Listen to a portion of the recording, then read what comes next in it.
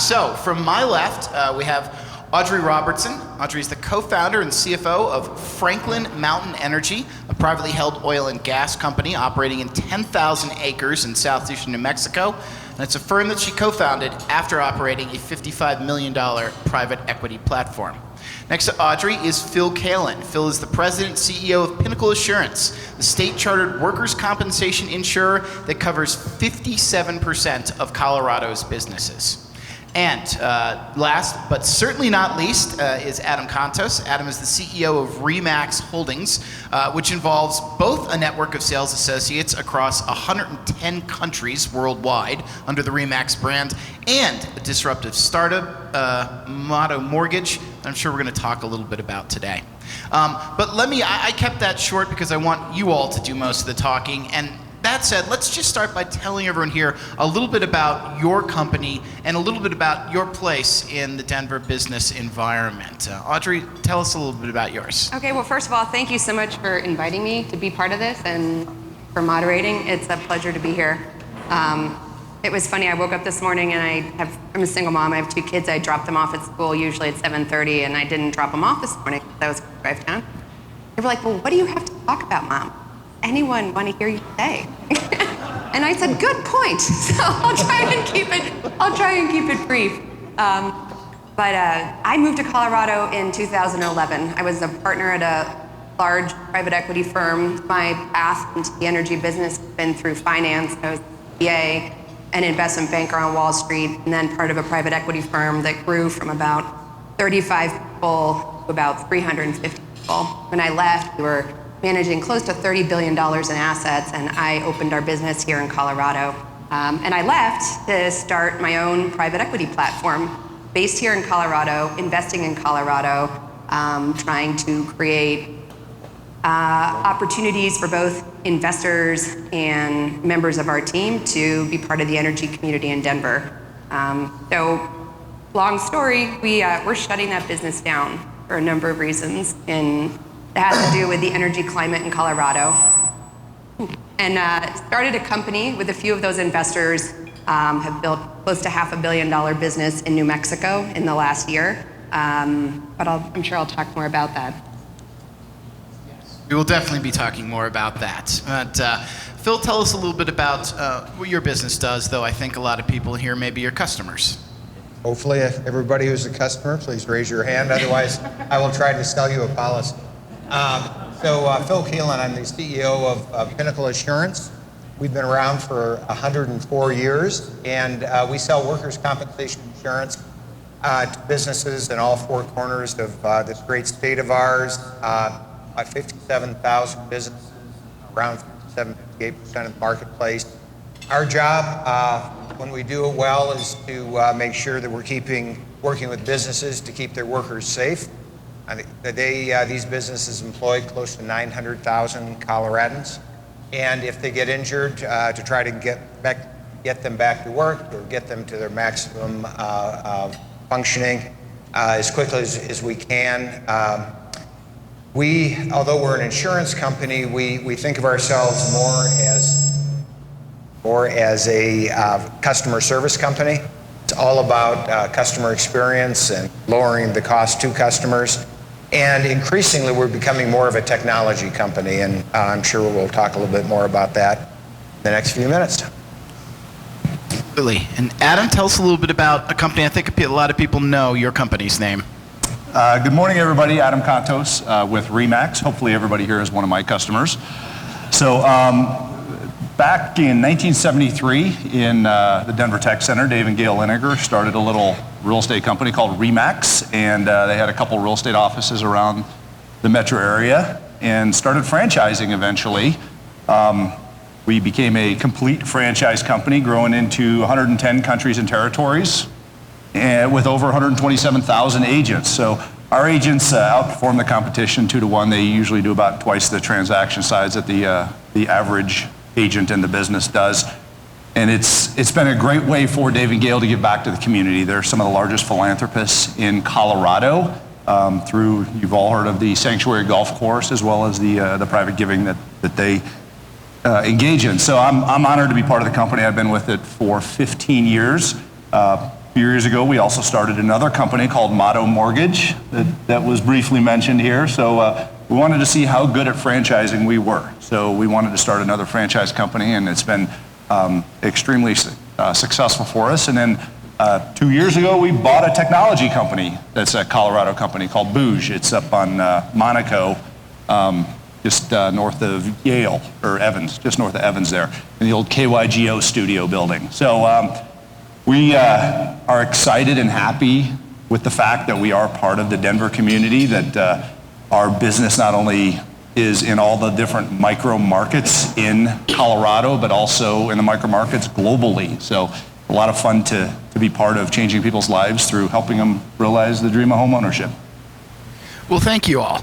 Now, a lot of what we're going to talk about coming up involves both opportunity and challenges here. And I think as I report on things, especially from the state government level, people talk a lot about needing certainty in the business atmosphere. So start by setting that down. What is certainty to you in an age of disruption, when you're both being disrupted and being the disruptor? What does certainty mean to you, and how do you want that going forward? Just to mix it up, we'll start with Phil this time. So the most certain thing we often talk about today is the slowest pace at which the world is going to be moving. Every single day is going to get faster and faster. Customer expectations are going to continue to increase. And so that's what we think about all the time. That is the certainty we live with. And then it's a question of how do we respond to that? How do we continue to get our business, our people, to be thinking about the future of work, the future of workers, and how do we prepare and support them? So that is the certainty. That's the one thing that we know, and the rest of it, we don't take anything for granted. Almost a certainty and uncertainty. Yes. Adam? I love this question because this is one of the largest demons that we all battle in our business every day. And certainty and uncertainty have kind of been weaponized in the business marketplace now, particularly with social media, with fear-mongering, with clickbait reporting, things like that. And ultimately, our job as business leaders is to make our customers feel certain. They need to feel certain about what their future holds for them. They need to feel certain about the economy. They need to feel certain about politics, things like that. And you mentioned the word disruptor, and that's what people come in and try and cause as a, quote, disruptor, is uncertainty. So us as business leaders, we need to be present, and we need to create certainty both with the customer base, with those that aren't our customers, that are just kind of evolving around our businesses in the community, as well as with our employees. And that really causes some significant boost in consumer confidence, which is what we're all after in order to keep the economy going where it needs to go and move the ball forward in society. Excellent. Audrey? I mean, our whole business is uncertain. We have to go like 3 miles into the earth in order to find our product. But when we bring that product out, it is the same as every other producer in the planet. I mean, there's different gravities, there's different types of oil, there's different types of gas, but essentially it's a fungible commodity that's the same here as anywhere else in the world. So the uncertainty in production, I don't know if, I'm sure everyone saw that 5% of the world's oil went offline this weekend. Prices are up 12% right before we walked onto this panel. But the uncertainty is everywhere. It's the certainty that differentiates successful producers and not. I would say just from a global energy perspective, one of the things that makes the United States such an extraordinary place is that across the world, this is one of the few places where you can own your own minerals and produce oil and gas. So I can be a middle-aged entrepreneur and produce oil and gas. I couldn't do that in the Middle East. I couldn't even do that really in Mexico even. There's almost no other place in the world where individuals can produce hydrocarbons that are not part of the government. Usually the government owns everything.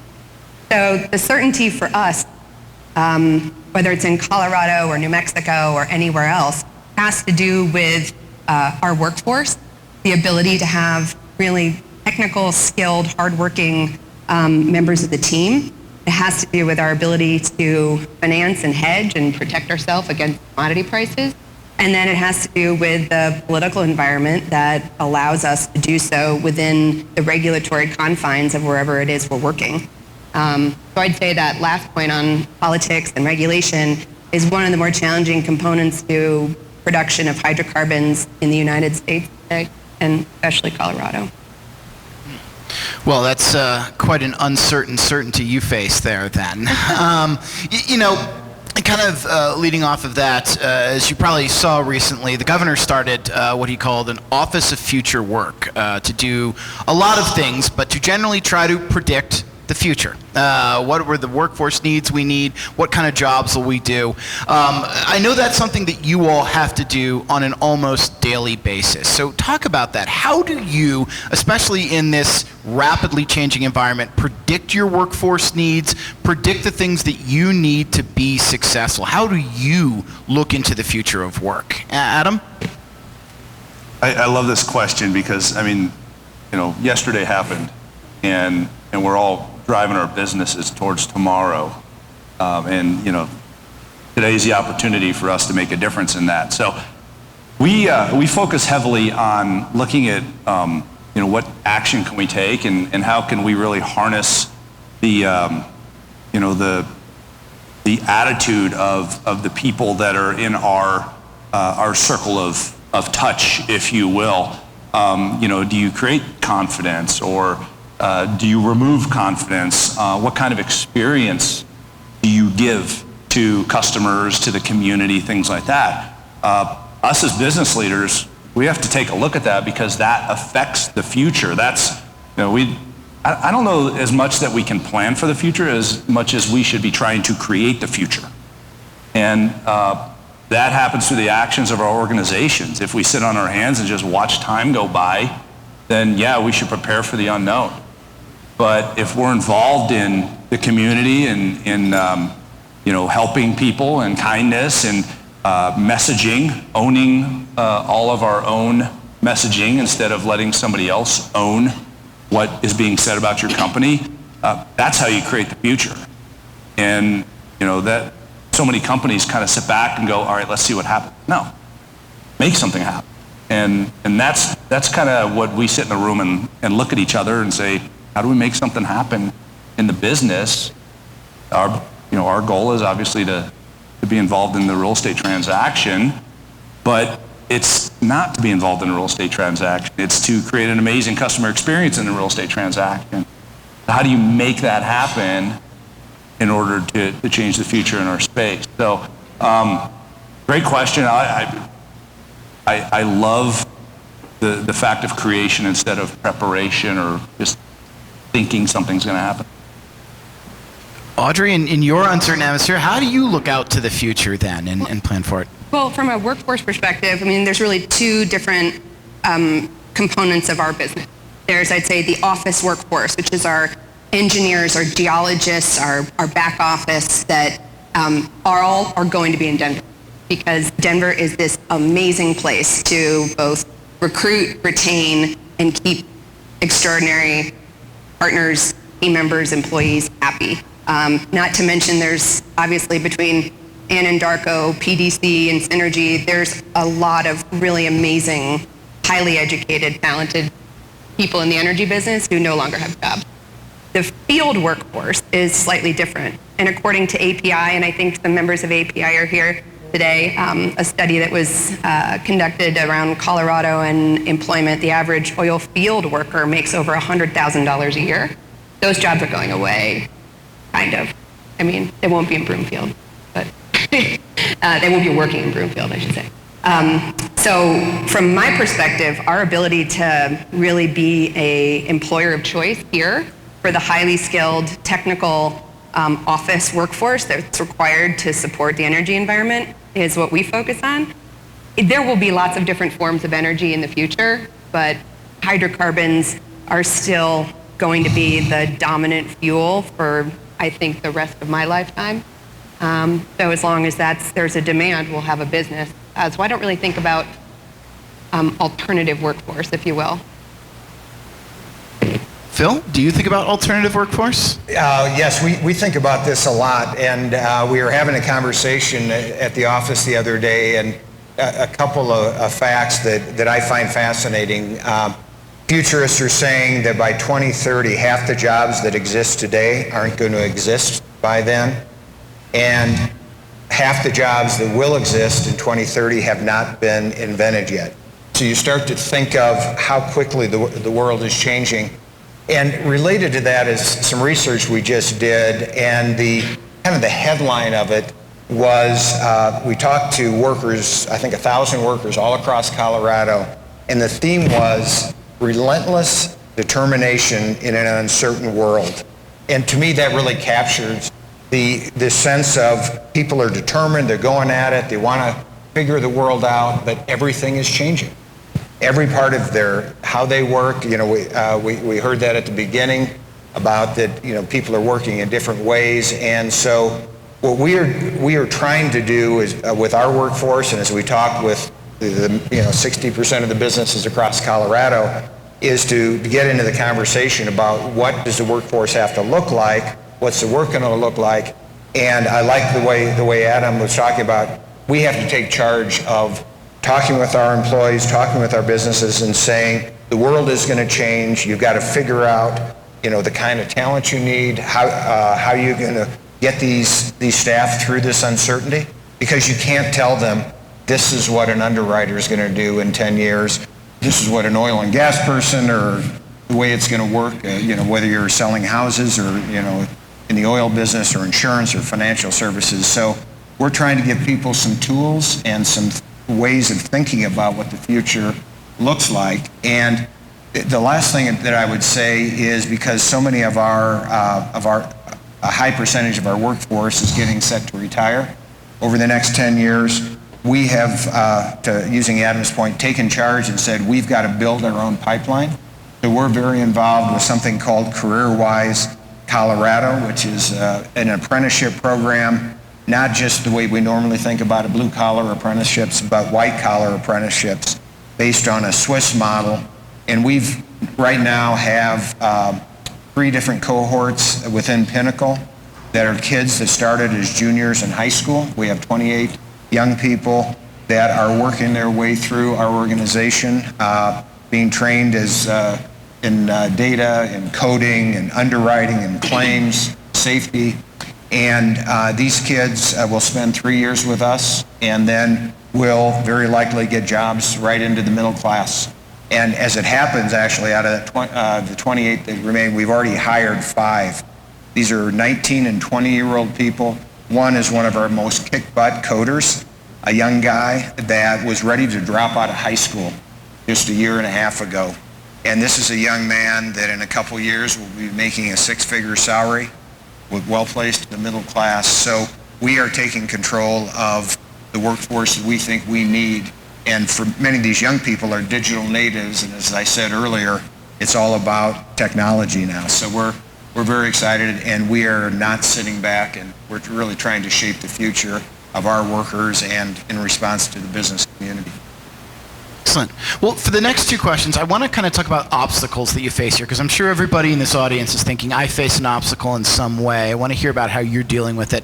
And I want to derivate these between kind of national and local obstacles. So let's start first on the national scene, whether it be governmental or economic. What are the obstacles that you face and that you look to overcome? Audrey, let's start with you.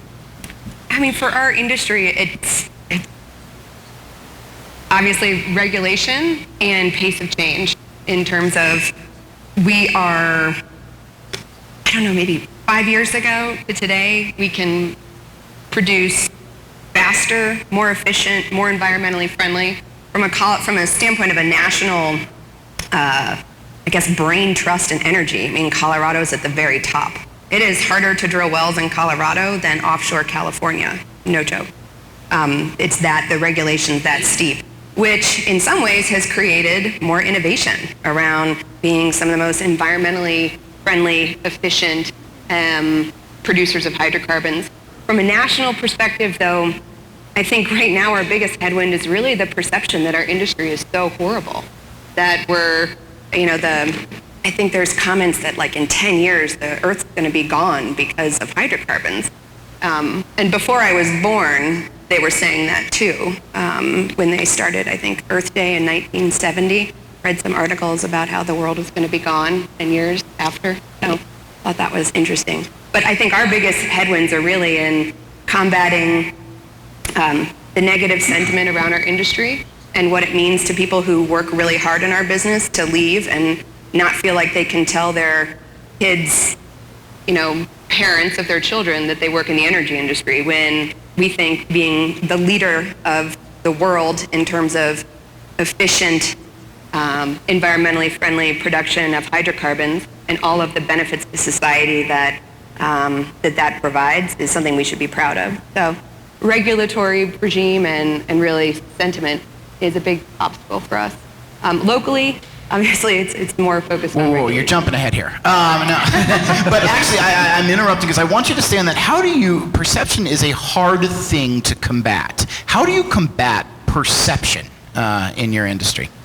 We do a really bad job, to be honest. I think there's some wonderful organizations that are trying to take a stand towards, talking about how more people have been lifted out of poverty because of the delivery of efficient energy. More people die every year from indoor air pollution, from burning things like dung and manure and coal, that the ability to deliver clean, efficient energy is been the reason why we have trees in the United States and they really don't have trees in Great Britain, because they cut them all down during the Industrial Revolution to fuel the energy needs. So we need to do a better job as an industry. I'm not usually a very vocal person in the community. It's nice to meet the Denver Business Journal. I've read your stuff, but I've never been part of it. But we need to be out here. People like me and my colleagues need to be taking a stand to say that we're really proud of what we do and all of the people, the millions of people that we help, and be more vocal about that. Thank you. Phil, what about you? What on a national level are the obstacles you have to overcome to growth and maturation? I'll answer that in a second. I'm just sitting here wondering if I should acknowledge to Audrey that I was at a 1970 protest about Earth Day. So we'll see how this goes. But we're still here, right, We're still here. Yeah. All good. Well, because we are connected with businesses of every stripe all across Colorado, when the business economy is going up, we tend to, if we do our job right in terms of keeping people safe and helping them get back to work, things are great. When the economy goes down, it's very, very difficult. So when we see things, as an example, with tariffs going on right now on a national basis, and the level of uncertainty amongst businesses. We do a lot of work in the construction industry. It's about 30% of our book. When prices for commodities and sheetrock and lumber, everything's going up, those are things that are really headwinds for us. And so we're, and to Audrey's point, the kind of uncertainty that is introduced with regulation, those things, when businesses freeze, they don't know where things are going, they really pull back. And so those, at a national level, those are things that we pay a lot of attention to, and to the degree to which we can remove uncertainty and, set up, if you're going to have tariffs, at least know how these are going to fit, make sure it's a coherent policy, where they're going. Those are the things that we're very concerned about, and we track very closely because they have a direct impact on Colorado businesses and then, of course, on us.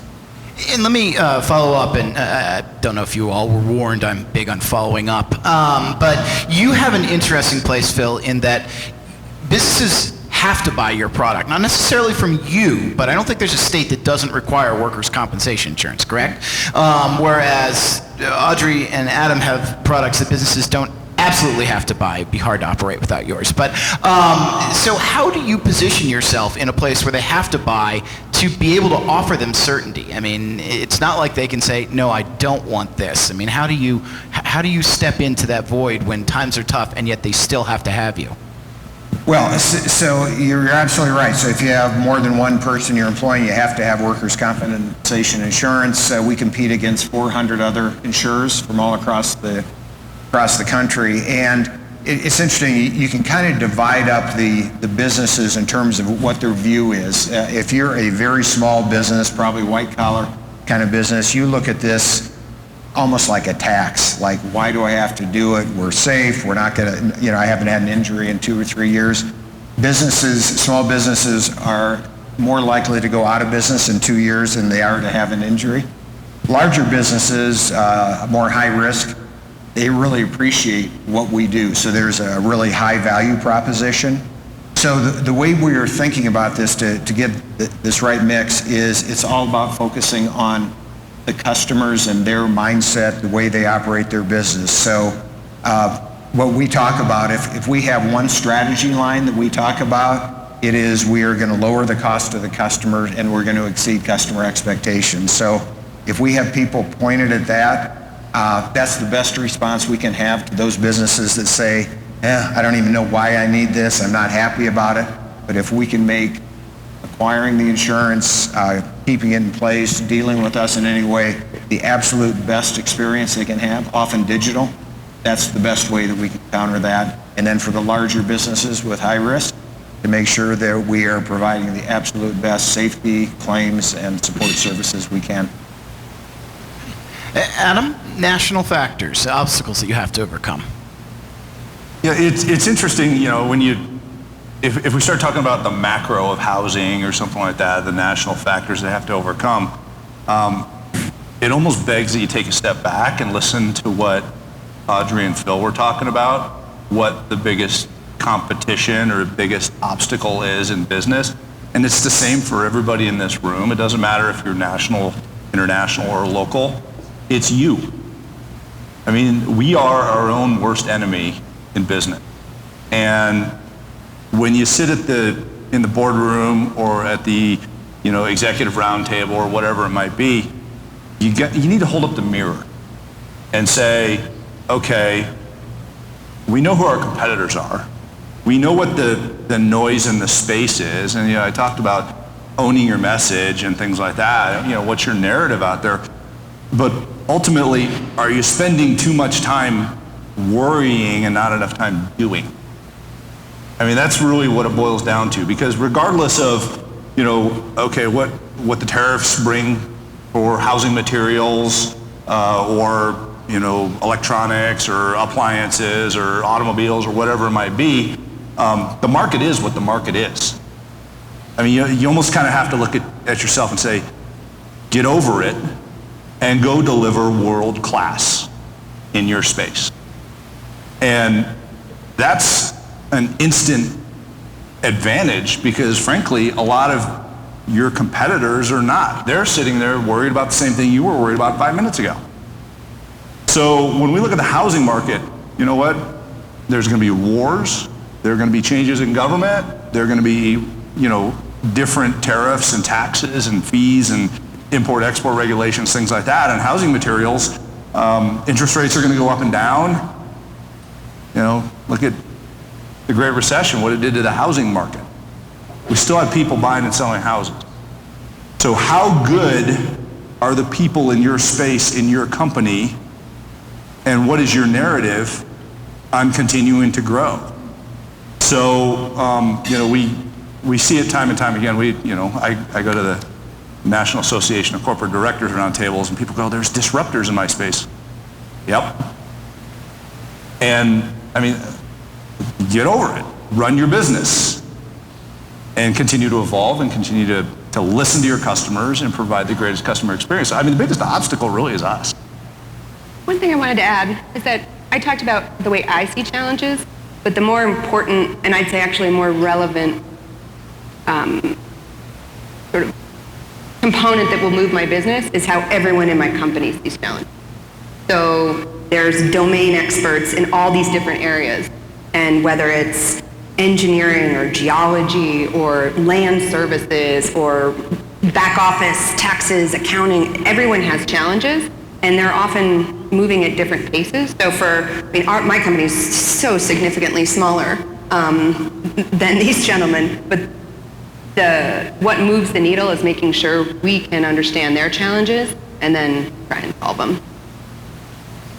Well, speaking of challenges, I know you wanted to get to this, so I want to come back and start with you, Audrey, and that is the issue of state challenges, whether it be specific workforce challenges in this state, educational challenges, regulatory challenges, and I want to break that out from federal because as someone who covers state government, I believe that sometimes it's easier to find someone to listen to you about those challenges. But talk about the things in this state that present unique obstacles to your business.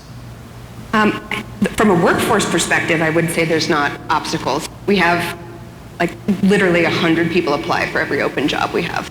So that's really not a challenge. It's really more the energy regulatory changes and how the Colorado Oil and Gas Conservation Commission, the COGCC, allows for, or I should say, the changes with that governing body and what the trickle-down effect is to both current production, permits, and future production, because this is a capital-intensive business.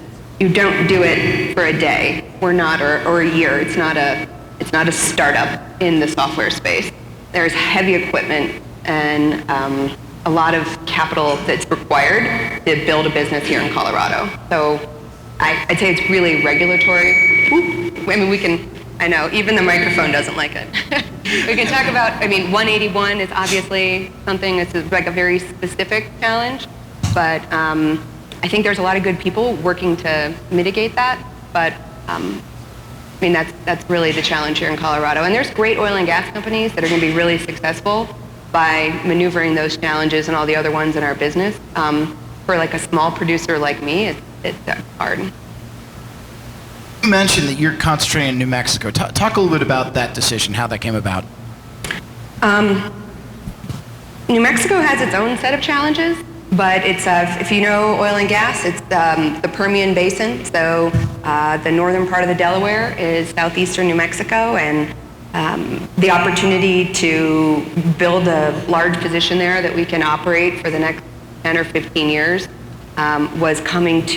came to fruition just as Governor Polis was elected, and some of the anti-oil and gas sentiment was getting pretty significant. And we require a partnership with both the federal and local government to have our business exist. So as looking at the ability for me to take risks here in Colorado with my own capital and my investors' capital, those risks look to be ones I couldn't mitigate for the return that you get in the energy business. So I've sold about half of that company, and hopefully we'll have the other half sold at some point in the next year. Thank you for sharing. Phil, your company is one that I've probably written about more than any other in the 13 years I've covered the legislature in terms of dealing with state government. Is dealing with state government a challenge, or are there other challenges on a state level that concern you a lot more? Well, it's a little bit of tale of two cities here. So I'm glad you're sitting, because I'm going to say something that would shock most people. For the most part, as we look at the workers' compensation regimen, the way it's set up, Colorado has done pretty darn well. We're regulated by the Division of Insurance and the Division of Workers' Comp.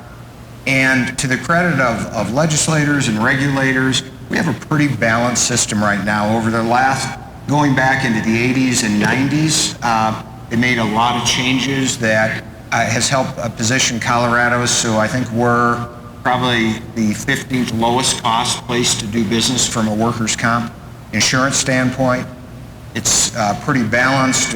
We have been able to raise benefits and improvements, very incremental for workers to help keep them safe, and if they get hurt, to get them back to work.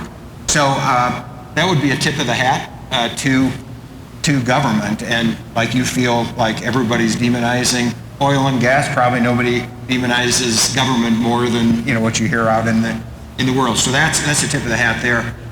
On the flip side, because we are so embedded in how Colorado business works, you look at the fact that we fund education so poorly, and this goes back to workforce issues. I think that we're 48 out of 50 in the country. while we have been able to bring in a lot of people over the years, we're not educating our young people like we should. You know, healthcare costs are going way up, and then needless to say, things like transportation. So as we look at where we could do much, much better, those are areas where, you know, it's the state, and it's how you look at Utah. Utah every single year is funding 3 times more than we are on infrastructure and roads, and you know, it shows. And that's an all red state, but they said, what do we need to support our businesses? And you know, I think that's a pretty important model. And so the last 2 things I would say, I would implore our legislators to try to find ways to come together, because when we made the improvements in workers' comp, it was a bipartisan approach, and we do not seem to be able to do that, to find bipartisan solutions on transportation, education, other things. And then I think one of the, you know, the Gordian knots that we are stuck with is Tabor, and issues like the ability to, you know, to take some of our money and put it into some of these very, very critical infrastructure kinds of issues. All right, Adam, how about you? I mean, what's uniquely Colorado in the obstacles you face? Well, I mean, we have 500 employees in Colorado.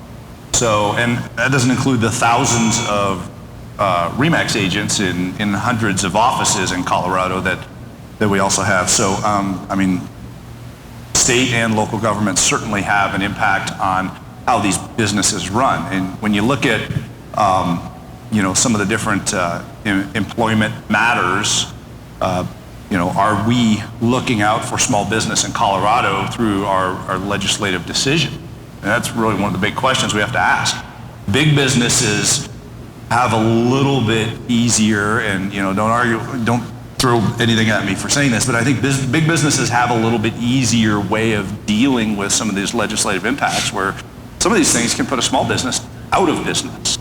And it's unfortunate. I have a lot of friends who own small businesses, and we don't necessarily take into consideration some of these things before we go to the polls. So, you know, the reality is this does matter, what the unintended consequences are to these things. You know, then you look at education as a whole.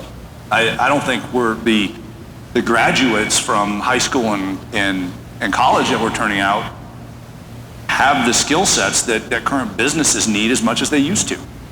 Why? Is it a function of parenting? Is it a function of, are we afraid to create accountabilities in schools like we used to be able to? But, you know, ultimately, I see a weakness there. I mean, I have 2 college students and a high school student. And I see this and I look at it and I go, okay, would I want to hire you? Interesting dinner table conversation. but I mean, but you gotta ask yourself that, right? So we're in thin unemployment here. You know, I wish I had the employment problem that you have. I have a technology company, and to hire a technologist is challenging, and you are paying them 6 figures to a 20-year-old. I mean, I wish I'd heard about that when I was, you know, getting into the workforce. But the reality is we all face these, and we need to understand. One, we need to all function from a position as companies. You know, with our internships. Who doesn't have internships in your company? You should get one. You know, what are we giving back to the community in order to help support the future? But also through these things, we're also educating the voters so that they understand business. So we don't have people blindly going to the polls to make these decisions that can put a business out of business. So they all do matter, but I mean, number one thing is we gotta have talent. If we don't have talent, none of us get any place. So they do matter. You know, you talk about benefits. Yes, I certainly see that change in the you know, the expense line every year when we talk about that. And a lot of it isn't because of something that Bill did. It's because of different regulation. So and then of course energy affects all of us. So yeah, we need to be more mindful when we do go to the polls. Well, thank you. Now that I've asked you to focus on obstacles, I want to flip that question because I know there are opportunities, especially in a state like Colorado here. Talk about, if you could identify an opportunity that you are really trying to seize upon and what you are optimistic about as you look ahead to the coming years. Phil, let's start with you. Well, I think you look around this room and the people that are on either side of me here, we are a very forward-thinking, assertive, hungry kind of business group, and we're looking to the future. What I love about meeting with other business leaders, talking with our staff, is there's a sense of fearlessness. Like, if you can get regulation, certain things out of our way, full steam ahead. So I get very excited about what's the future going to bring. And Adam made the point about education. That some of the people aren't well trained. Well, I think part of that is an opportunity for us to get really, really engaged, like we are in career-wise and in other spheres of areas that pose risk to us. We just have to get engaged. We cannot abrogate those responsibilities. And so I get very excited about as we're bringing in new businesses into Colorado, the VF Corporation, Gusto, some of these really big companies that are coming here. It is a sign that this is a great place to live, work, and grow a business. So we've got to continue to be really, really engaged. And I think if we do that, working with our legislators, working with other business leaders, working with the broad Colorado community, and if we start to paint a picture of what and how we're going to respond to these fast-changing times, I think the world is our oyster. We're going to continue to dominate as a state, but we just can't get complacent, and we can't be back on our heels. We've got to really be asserting ourselves. So I get optimistic about that because I think we have the kind of mindset, the people, and the energy that we're just going to continue to push forward. Adam. I love this question because I am extremely optimistic about the future. You look at the 20 and 30 somethings out there, and everybody I think had this misconception as to what we could see happening with these folks. And what we know is there's a lot of kindness. They care about people. It's not I want to go live in a dark room and bang on a keyboard all day type mentality. Yes, it's a digital generation, but ultimately they want to make a difference. And how we as business leaders harness that desire to make a difference, I think, is where this massive benefit can come from. They want to be led. They want to learn how to be leaders. They want to contribute to the community. They want to contribute to government. It's up to those of us that have tripped and fell, been punched in the face in business, whatever it might be, to help educate people and not hide behind a desk somewhere. We need to be part of the community that we're building in our businesses, because all of our businesses are communities. They're not just square structures that people come and go from and we go sit in an office all day. It's community. You got to lead that community, and they want to be led. So I'm really optimistic about it. It's cool to see the excitement, cool to see what the possibilities are, but to spin it back to the very first thing we talked about, we got to own that, folks. That's what this group is for, is to own the narrative in the business and in the community and help drive it to a place that we want to see it. Otherwise, it goes somewhere by default, which is through trial and error, and more error than success a lot of times. So we just need to use our voices and use our positions in order to help create the good. Audrey? I'm so excited about Colorado in general. I think we are just a state with so many natural gifts, and in the energy business, we like to say you can never change the rock. Like, you can change everything else you're doing, but the rock is the rock is the rock, and we just have the best rock. Both, the actual rock, we have great hydrocarbons, but in terms of the mountains, the beauty, the people, the innovation, the entrepreneurial spirit here in the state, I feel so lucky to have landed here when I did. The other cities I lived in, like New York, San Francisco, and LA, they weren't so welcoming. I couldn't call Phil and say, can we get a cup of coffee so I can understand how best to set up my business? The CEO of a major workers' comp company wouldn't talk to me in New York City. But here in Colorado, people have this opening, welcoming spirit. On the business side, Colorado, because we have the Colorado School of Mines, one of the world's leading institutions in energy development, because we have some of the most extraordinary hydrocarbons that have been produced for over 100 years and lots of information, we are absolute technological leaders. You see great public companies that are based here, like Extraction Oil and Gas, that years ago, 3 years ago, it took 30 days to drill a well. Now it's under 30 hours. I mean, that is magnitudes of change. And so if you look at the world in general, the world is changing the way they develop hydrocarbons because the United States is pioneering innovation, and that innovation comes from here in Colorado. And so I'm incredibly excited about the future and what it will mean for my kids to grow up here, the opportunities they have. I share the sentiment around concern and education. I don't know enough about the ways to impact that on a political level here. My forays into that environment have not been successful, but am very involved in private endeavors to create more opportunity for the underserved areas of our population with groups like ACE scholarships. We provide 2,000 elementary school kids other education options than the ones that they are afforded to by the state. So I think we need to actively look to change that, because the entrepreneurial spirit and excitement to be in Colorado today, I want to continue for my kids. Well, thank you all. I literally have 8 more questions that I had lined up here, but we've reached the point where there's about 10 to 15 minutes left in this presentation, and now I want to turn this over to you all, because I know there's topics that we have not hit on yet. So if anybody, I'm not sure who our mic runner is here, but if anybody has a question, raise your hand and we will make sure to get a microphone to you. All right, thank you. It's coming right over your way, sir. Thank you for coming and your comments. Maybe multiple questions, a macroeconomic and then more of a behavioral issue. When do you think, what's the probability of a recession? When will it roll in 12 or 18, 24 months?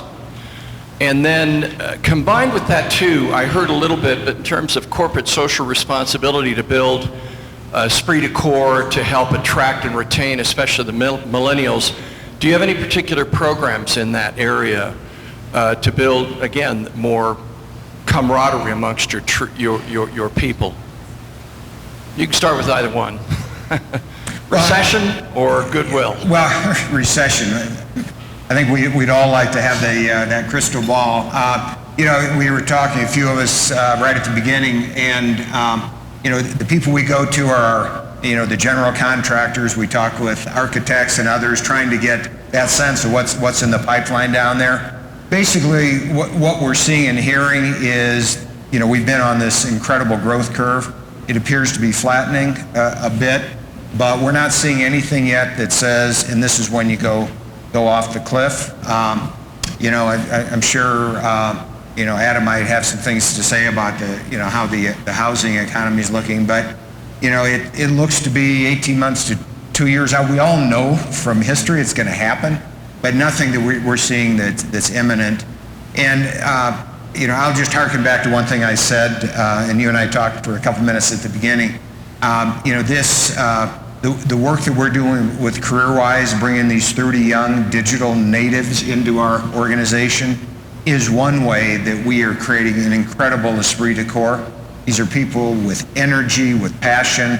To Adam's point, these are not, we all kind of, older people seem to complain about young people. We do that generationally. They complained about us. But these young people are excited. After the first few days, they learn what it's like to work in a professional environment. And not only are they excited, but the people who mentor them, who supervise them, and then see them come into the workforce, that just builds an esprit de corps that, and these are people that come in now, they are imbued with a sense of culture, the family, the caring that is part of our culture. So it's a win-win all the way around. I'll Go ahead. hop in if it's all right with you. You hear the word recession a lot, and it's a scary word for everybody. I think it's been, after the Great Recession, if you will, that we all went through, and everybody lost their retirement fund, and a lot of people lost their homes and businesses and things like that. It's scary, and are we going to see another recession? Yes, we are. But the reality is, we have to ask ourselves, what's the cause and what's the impact of the recession? Because not all recessions are felt by all businesses, and not all recessions are felt by all of society. So you kind of, you take a look at it in the last one. I mean, housing market was impacted incredibly hard. I'll be the first one to say that. I mean, it was not fun walking in and to a real estate office in California, and you go, when's the last time you sold a house? And they go, a couple weeks ago, and this is, an entire county in California. So it's going to happen. It's up to us to prepare our businesses to make sure that we have contingency planning, that we're not making foolish risks in our business, and benchmarking those against the different pressures of the economics in your space. So yes, we will have one. Don't know. Keep in mind we got an election coming up here in a little while, and there's a lot of political, kind of ebb and flow going on, for lack of a nicer way to say that. But the reality is, we're going to see something happen in the economy. What's going to cause it? Is it going to be tariffs? Probably not going to be housing this time. Typically, you don't see the same thing cause a recession repeatedly in a row. Is it going to be energy? Probably not. I mean, but you never know. I mean, what's going on with the economic climate of the world and the political climate of the world? Is a war going to happen? Hope not, but don't know. So anyhow, I mean, that is, I think, really the thing that we all have to worry about is just cause and effect, and how do we prepare for it. But and I love, we could talk all day about education and preparing our younger people, but incredibly important. I would echo their comments and just say, if you look at the status of the American people today versus 2006, 7, 8 versus 84 to 87, you can look at versus 99 to 2002, right? There's all these different periods of time where you can look at the drivers that caused an economic recession of any magnitude. And today, you're looking at record savings held by individuals. So for the first time in 50 years, there are actually higher levels of savings for individuals, unlike 2008 where people were maxed out. But we were just talking earlier, credit is cheap and available now in ways that it has never been, or that we thought it would be again. And so the combination of how money is flowing through society, the lack of real unemployment of any magnitude today, you don't have the same drivers. We are almost fully employed. We have high levels of savings. You are seeing manufacturing go down. You're seeing lower energy prices help boost all of those factors, because higher energy prices are really a regressive tax on low and middle income members of society. I don't think if we see a recession, and I do agree that we are cyclically ready for a recession, it will be very different than any of the last few recessions we've seen, and it will probably come from something none of us have thought about yet. But I don't think it will come from housing. I don't think it'll come from energy. And I'm not sure what the driver will be. Also heard economists significantly smarter than I am talk about the fact that our new economy is positioned so that the old cycles of recession that we all studied in school and in economics class may not apply to the new economy that we have today. Things like the gig economy and how that changes, flows of capital. So I'm not certain we're going to see a recession in the next year or two. I think we could continue to see this kind of hovering of the economy because I haven't personally sat down and looked at statistics that give me the indication that we'd see that. All right, we've got time for one more. I see a hand right.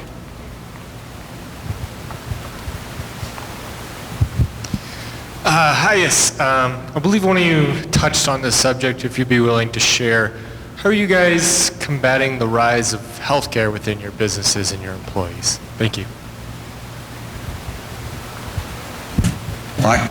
Maybe you should start that Yeah, one. I'll talk to that one. Yeah. Because I'm so old, I'm trying to keep the cost of health care costs down. It's very interesting. Just going back to the model of workers' compensation. So as it happens, the state requires everybody to have it, so there are 400 insurers competing, and the state says everybody has to have it, and then they set a fee schedule that's a percentage above Medicare. And the interesting thing is, because of our diligence, but many of the other insurers, healthcare costs in workers' compensation are going up 1% to 2% a year, dramatically lower than what we're experiencing in the general healthcare marketplace. So I think there might be some lessons there. We were just exchanging some emails this morning. I can't remember the specific number, but the profits of the hospitals in Colorado were the highest they have ever been, around 19.8%, if I remember correctly. 19.8%. I was getting the numbers wrong. So about 20%. I can't remember how many billions that is. I used to run hospitals, and those are some very, very hefty margins. And the only way that we are going to be reducing healthcare costs is to be reducing what we're paying for healthcare. It's not about the insurance companies. It's not, right now with all the hospitals consolidating, buying up physician practices, the pharmacy costs, those things. It's not utilization. It is just about how much we pay, and we pay double any other country in the world for worst outcomes. So, and what makes it a real conundrum for us is the healthcare industry employs about a sixth of all of all the people that work here. So when you start going after that, and all of the dollars that flow there, it becomes very, very difficult. But we are being eaten alive by healthcare costs, and we are going to have to stand up and say we're going to have to just start lowering over time the amount that we're paying. And there's going to be some real difficulty, but I sit on the Denver Metro Chamber Board, and it's a topic that is really, really high on their list, and they're saying we have to be dealing with this head on. I'll jump in that because this is something that we battle all the time as well. I just sat through our next proposal for our next healthcare purchase, and you just sit there and go, wow, this is a significant bite out of the budget of any company, any business when it comes to the insurance aspects. But you have to look at the employees and go, all right, are we taking a holistic approach to this, or are we just paying healthcare costs? I think as a society, you look at the United States in general, we've gotten unhealthy. And I think it's up to all of the businesses to push a healthy approach. A lot of people don't want to hear it. Don't tell me how to live my life or anything like that. But the reality is I'm buying your insurance. So, I'd like to see you healthy and happy, because we know with health comes higher level of happiness, higher level of productivity, employment longevity, things like that. So our company has taken a holistic approach, from the smart water dispensers in the building to treadmill desks, to encouraging our traveling force to go to gyms by paying for those things while they're on the road. And what you need to do is you need to reduce what your business is getting into when it comes to, how often you're needing to cover those healthcare costs. So anyhow, that's, I say a holistic approach, just a short answer, but there's a lot more to it, but it starts with all of us, and then, obviously we need to push for some of the other aspects that were mentioned here. If I could interject one other thing, the holistic piece triggers something for me. Having been in healthcare for many years, one of the biggest factors of healthcare costs is the level of education. So you start to think about systems. The degree to which we can help people raise their level of education means healthcare costs are going to go down. More highly educated people they take care of themselves better. They there's lower healthcare utilization. So when you start thinking about system thinking and ways in which we as a society have to be more holistic in our worldview, that's one connection that many people don't even think about. Nothing to add. They covered it all. All right. Well, we have reached the end here. I want to ask everybody to give a big hand to our thoughtful and hopefully thought-provoking panel: Adam Contos, Phil Kalin, Audrey Robertson.